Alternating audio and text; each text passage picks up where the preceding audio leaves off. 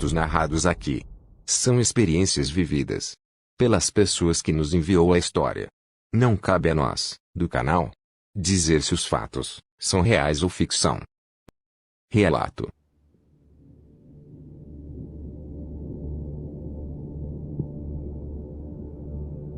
Antigamente, nas proximidades da fazenda Galo Branco, um pequeno vilarejo foi fundado e nomeado por Nossa Senhora dos Cafezais. No século XVIII, era uma região produtora de cana-de-açúcar, banana, e especialmente café. Conforme o tempo passou, e a população aumentou, em 31 de agosto de 1934, se tornou o distrito oficial da cidade de São José dos Campos, com o nome de Eugênio de Melo. Com histórias para contar, o distrito da cidade possui uma localização privilegiada, às margens da rodovia Presidente Dutra, tornando um ponto de passagem, antes da cidade de Caçapava, para muitos um lar, com histórias a serem lembradas. Mas há uma história macabra, daquelas que se perdem nas brumas do passado.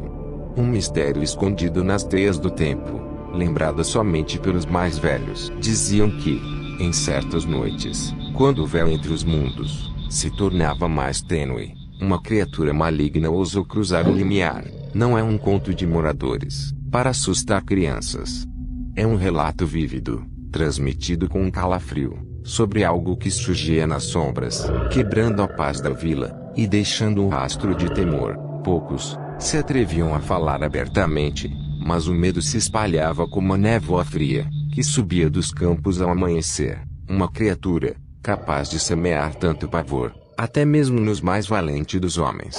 Mas existia um personagem valente, um homem que trabalhava em uma das fazendas próximas, que enfrentou a fera, de igual para igual. Prepare-se para uma história, onde a batalha entre um homem valente e um lobisomem forjam um final, que irá prender sua respiração e tocar sua alma. O cheiro de sangue e a visão de penas espalhadas se tornaram um prenúncio macabro de cada amanhecer. No distrito, o que antes era um sussurro de preocupação, transformou-se em um terror palpável. Não eram apenas galinheiros destruídos, eram cenas de um massacre grotesco, um pesadelo que se repetia, sob o manto da escuridão. As madrugadas se tornaram um purgatório de sons abafados, sussurros apavorantes. Aqueles que ousavam espiar pela janela, ou que por infelicidade estavam por perto, relatavam um vulto, disforme e um fedor nauseante, que parecia de carniça. Os animais encontrados estavam dilacerados, alguns com a carne rasgada de forma brutal, outros com os olhos arregalados, em um horror que a própria morte não conseguia apagar. As cenas eram de uma depravação, que ia além da fome animal. Era a pura maldade de uma besta. O medo não era mais um sentimento distante.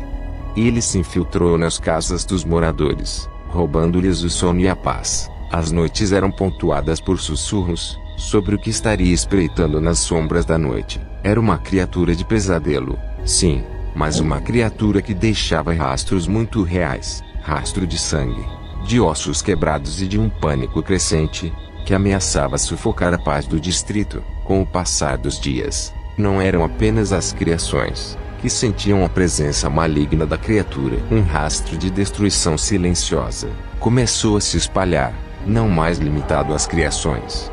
Pequenas plantações amanheciam arruinadas, como se uma força invisível e faminta as arrancasse com garras durante a noite. Os agricultores locais, antes preocupados apenas com os animais, agora enfrentavam um medo crescente e mais profundo, uma ameaça que atacava as plantações, sob o manto da escuridão.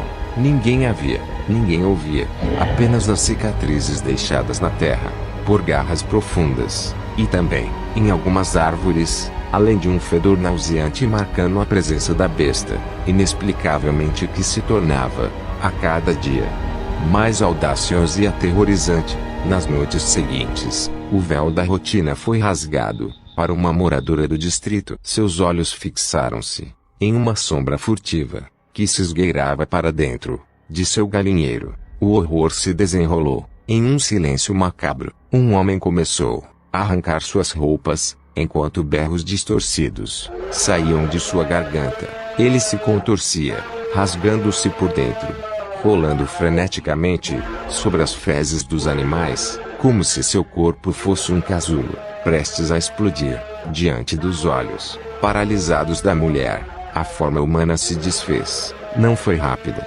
mas uma transformação lenta e agonizante, com ossos estalando, como se tivesse quebrando. Pelos brotaram sobre seus músculos, e logo os berros converteram-se em rosnados guturais. A figura que se ergueu, lentamente do chão imundo, era bestial, uma criatura de pesadelos, com olhos que brilhavam, com uma fome indomável.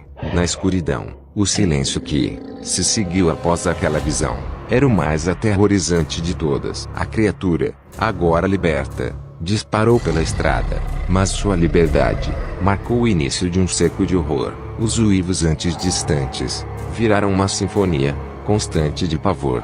Nas noites do vilarejo, os ataques brutais aos animais continuaram, mas a fera se tornava cada vez mais audaciosa. A sombra que antes espreitava nos campos, agora se aproximava das casas. O medo mais primitivo tomou conta quando o lobisomem, não apenas mais rondava as casas, mas ameaçava as próprias pessoas, com aparições aterrorizantes, na penumbra com rosnados, que anunciava sua presença.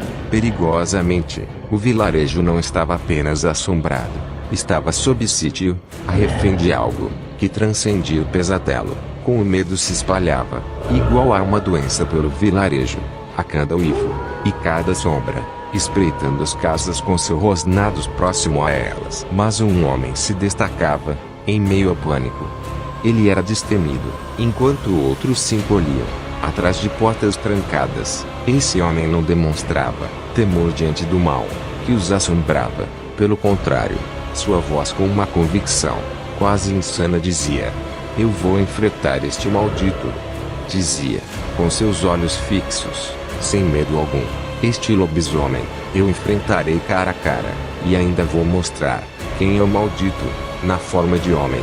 Suas palavras não eram vazias, mas uma promessa arrepiante aos que o escutavam, carregada de uma decisão inabalável. Em uma certa noite de lua cheia, o homem estava voltando para casa do distrito montado em seu cavalo. Sentiu um silêncio opressor. Ao mesmo tempo, seu cavalo começou a ficar inquieto. Logo à frente, a criatura saiu do matagal e cruzou seu caminho. O homem de imediato parou, e ao mesmo tempo a criatura fez o mesmo. Ambos se encararam. O homem corajoso não demonstrou medo algum ao ver o lobisomem, e a criatura, em sua arrogância, o encarou dando um rosnado. Ao dar um passo em direção ao homem, a criatura parecia estar com a perna traseira machucada, mancando. O homem então viu a oportunidade. Montado em seu cavalo, ele pegou uma corda que sempre carregava em sua sela, lançando sobre o lobisomem. Não era apenas um arremesso, era um grito silencioso de determinação. A corda trançada, feita de couro, sibilou no ar gélido da noite, envolvendo o pescoço do lobisomem. O impacto foi um baque oco, que reverberou na redondeza, mas a fera, mesmo estando ferida, reagiu com um som gutural, que faria o sangue de qualquer homem gelar. O cavalo relinchou, com suas patas traseiras cravando-se no chão, enquanto o homem puxava a corda com toda a sua força. O laço se esticou, tenso como um nervo exposto, e cada músculo do cavalo tremia sob o esforço frenético em segurar a besta. Já o lobisomem se debatia, com suas garras afiadas, rasgando o ar, em uma fúria primitiva, com seus olhos queimando, com um brilho de fúria. Era uma luta brutal, uma dança macabra, entre a força bruta da natureza e a astúcia humana. Cada metro conquistado era uma vitória árdua, roubada com suor, e um esforço lancinante do cavaleiro e seu cavalo. Então ele percebeu uma árvore, próxima à estrada, sua silhueta retorcida na escuridão iluminada pela lua, com um esforço monumental, forçando o cavalo a marchar, arrastando a fera, que urrava e uivava, tentando a todo custo escapar. Eles finalmente alcançaram o tronco robusto. O lobisomem, já exausto, foi amarrado com a corda, com várias voltas pelo seu corpo, e com nós firmes, que tomaram sua liberdade.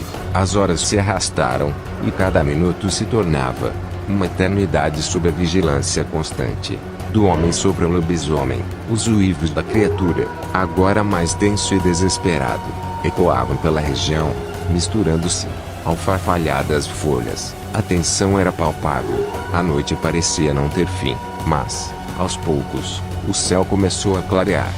Um fio de luz rosada surgiu no horizonte, e com ele, os urros se tornaram gemidos abafados. Finalmente, o sol rompeu a escuridão.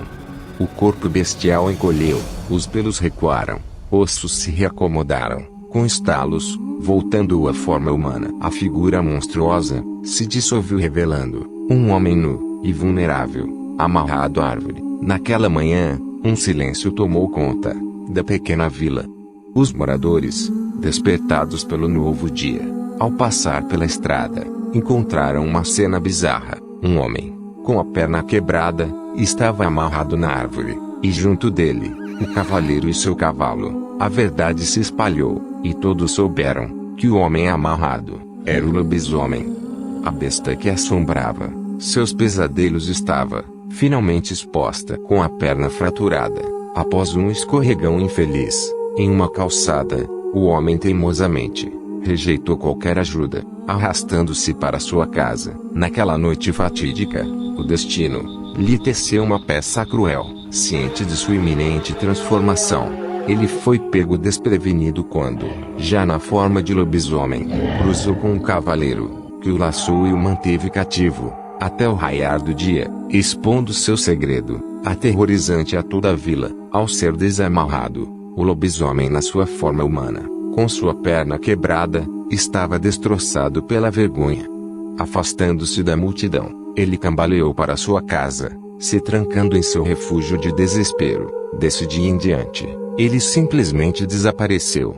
Sua casa foi encontrada abandonada, com todos os seus pertences. O homem, e a criatura que ele se tornava, nunca mais foi vista. Rumores contam que a vergonha da revelação de seu segredo o levaram a buscar um exílio longe dali, onde sua forma lupina não pudesse ser rastreada, onde ninguém sabia de seu segredo macabro, levando consigo o peso de sua maldição oculta. Gostaria que o canal contasse a sua história? Nos envie. Não precisa se identificar. Ficaremos gratos em poder contá-las. Os links de contato estão nas descrições de nossos vídeos. Você gosta dos relatos contados pelo nosso canal? Compartilhe nossos links nas redes sociais. Isso ajudará o canal a chegar a um número maior de pessoas que gostam de histórias como essas.